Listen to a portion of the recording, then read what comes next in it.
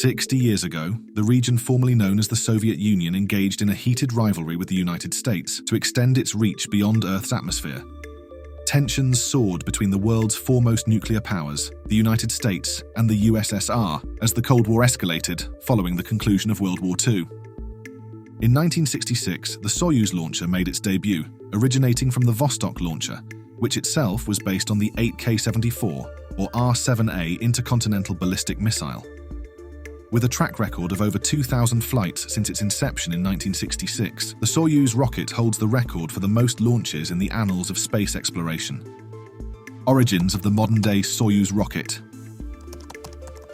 The design of the contemporary Soyuz rocket traces its roots back to the mid-1950s, amidst the backdrop of the nuclear arms race during the Cold War era. The Soviet Union enjoyed an early advantage over the United States with the development of the world's first intercontinental ballistic missile, the R-7. In typical Soviet fashion, their nuclear warheads were remarkably large and hefty, necessitating a robust rocket system to transport them across vast distances to potential targets in America, an arduous undertaking. Enter Sergei Korolev, one of the pioneering figures in human spaceflight and a key engineer in the Soviet space program. Until his unfortunate passing in 1966, Korolev's efforts consistently outpaced American advancements. To achieve his goals in rocketry, Korolev required a design capable of delivering maximum power and efficiency over extended flight paths. To reach the United States, a Soviet missile had to traverse outer space before re-entering the Earth's atmosphere. This ambitious task led to the development of the R-7, which employed a revolutionary concept known as rocket staging. While the notion of multi-stage rockets dates back to 14th century China, the Soviets took it a step further with parallel rocket staging, a concept pioneered by Mikhail Tonov in 1947 and first implemented in the R-7. Instead of stacking multiple rockets in series, the R-7 featured 4 ejectable side boosters arranged in parallel around the core booster of the second stage. This innovative design maximized efficiency and performance, propelling the Soviet space program to unprecedented heights. Understanding rocket staging in the R-7 rocket. Rocket staging is a fundamental concept in rocket design, especially for journeys beyond Earth's atmosphere. As the Earth's atmosphere transitions from dense at lower altitudes to virtually non-existent at higher altitudes, rockets require maximum thrust for the initial phase of ascent. However, once this phase is completed, carrying the now redundant booster engines becomes inefficient. In rockets utilizing sequential staging, the first stage must support the weight of the subsequent stages. Conversely, in parallel staging, the second stage engine can continue burning for the entire ascent, eliminating dead weight. In the case of the R-7 rocket, which featured parallel staging, its innovative design maximized efficiency and performance. The R-7 utilized 4 strap-on boosters, essentially fuel tanks with engines at the bottom arranged in parallel around the core booster of the second stage. At liftoff, all 5 engines were supplied propellant from the outer tanks. As these tanks depleted, they were ejected from the core, leaving the central fuel tank to power the remaining second stage engine until the desired velocity was achieved. Notably, when separated, the boosters didn't simply fall away. Rather, they executed a backflip maneuver propelled by a burst of gas, resulting in a tumbling motion known as the Korolev cross. Each booster contained the RD-107 engine, an invention of Soviet engineer Valentin Glushko. Unlike conventional engines, the RD-107 featured 4 separate combustion chambers and nozzles, enhancing both power and stability. Glushko's innovative approach, combining the minimum number of engines with the maximum number of nozzles, proved highly successful. Despite its engineering prowess, the R-7 faced challenges during its initial test launch campaign in 1957. While successfully placing payloads into space, it exhibited limitations in safely returning mock warheads to Earth and required a lengthy and complex preparation process. Such complexities would have been impractical in real-world scenarios requiring swift deployment. Sputnik. Initially conceived as a formidable weapon in the midst of the Cold War, the R-7 rocket, with its extraordinary power, soon found a new purpose as a pioneering spacecraft. The Soviet Union swiftly recognized its potential, transitioning from military application to space exploration. The R-7 rocket's transformation was marked by the historic launch of Sputnik 1 on October 4, 1957, marking the advent of the space age. Contrary to common misconception, Sputnik is not a proper name, but a generic term in Russian, meaning satellite, encompassing both artificial and natural orbiting bodies. Sputnik 1, essentially an R-7 missile with a payload fairing, carried a polished metal sphere housing radio antennas into low Earth orbit. Following this landmark achievement, the Soviets continued their space endeavors with remarkable speed. Sputnik 2, launched on November 3, 1957, carried the first living creature from Earth into outer space, albeit tragically ending in the first Earthling casualty beyond our atmosphere. Subsequent missions, including Sputnik 3 in May 1958, furthered Soviet space exploration, with Object D reaching altitudes exceeding 1,158 miles.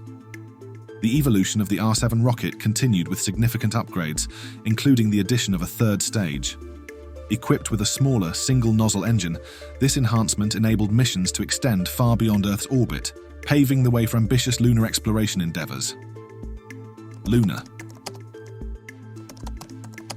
Launched on January 2, 1959, Luna 1 aimed to be the first man-made object to impact the Moon. Despite missing its target, the probe achieved a significant milestone by becoming the first human-made object to venture beyond Earth's orbit. Later that year, Luna 2 successfully collided with the lunar surface, marking another historic achievement for the Soviet space program.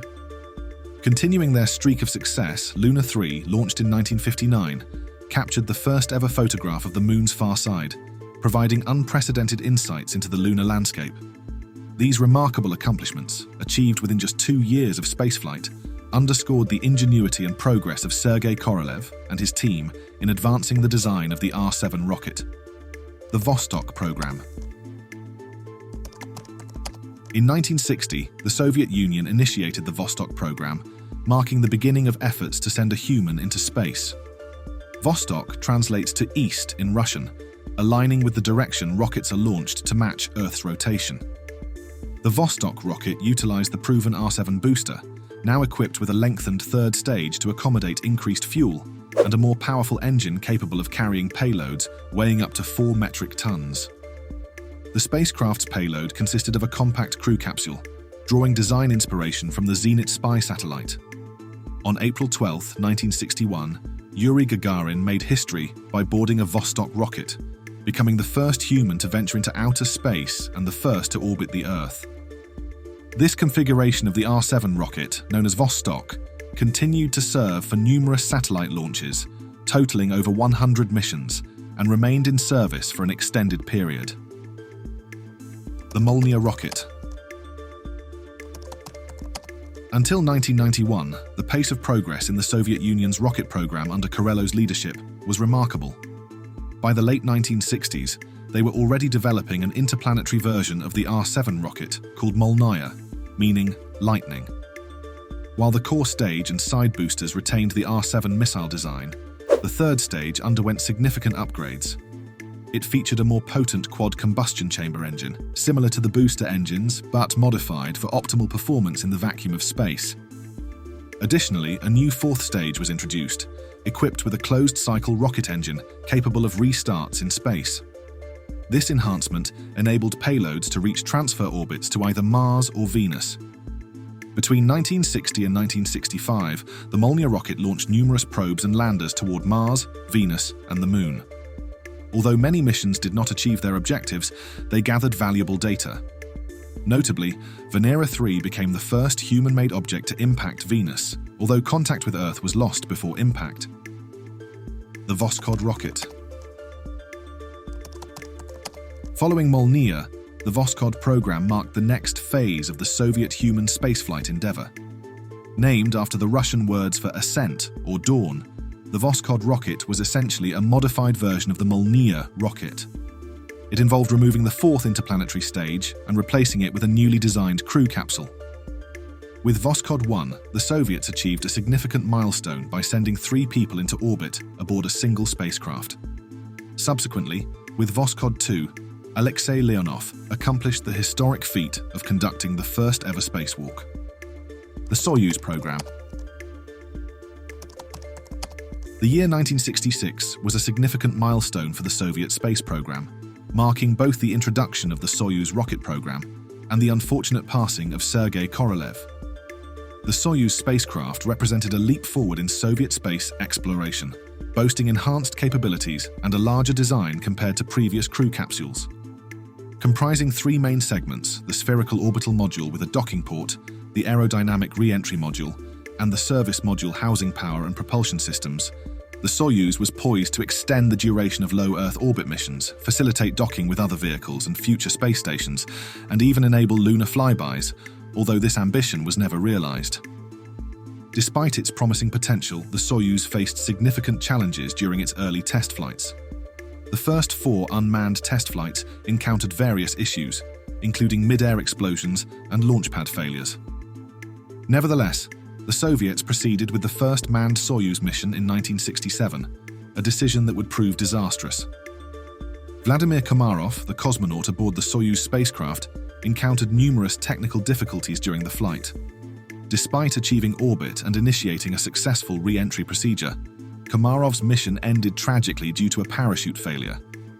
His capsule impacted the ground at a speed of 90 meters and subsequently burst into flames following a thruster misfire. While the Soviet Union initially surged ahead in the space race with their R-7 missile design, NASA's Gemini program and the development of the Saturn V rocket posed formidable competition. Despite ultimately losing the space race, the Soviets persisted in their spirit of exploration, continually refining the Soyuz rocket and vehicle design to establish a safe and reliable system for crewed missions to low Earth orbit.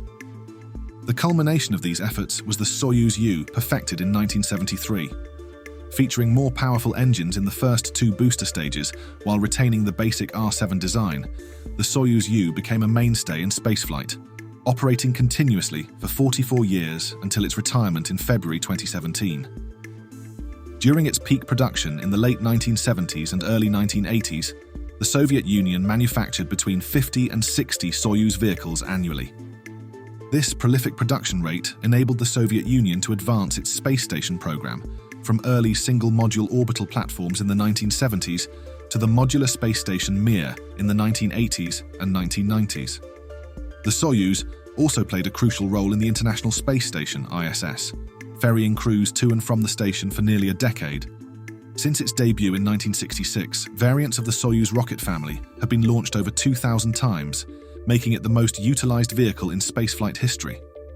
The current operational variant, the Soyuz 2, maintains the R-7's fundamental design while incorporating incremental upgrades, including advancements in engine technology and flight controls.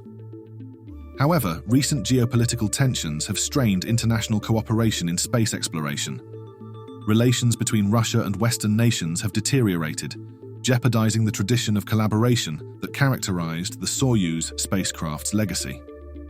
Despite these challenges, the Soyuz remains an iconic symbol of human space exploration, representing decades of innovation and achievement in spaceflight.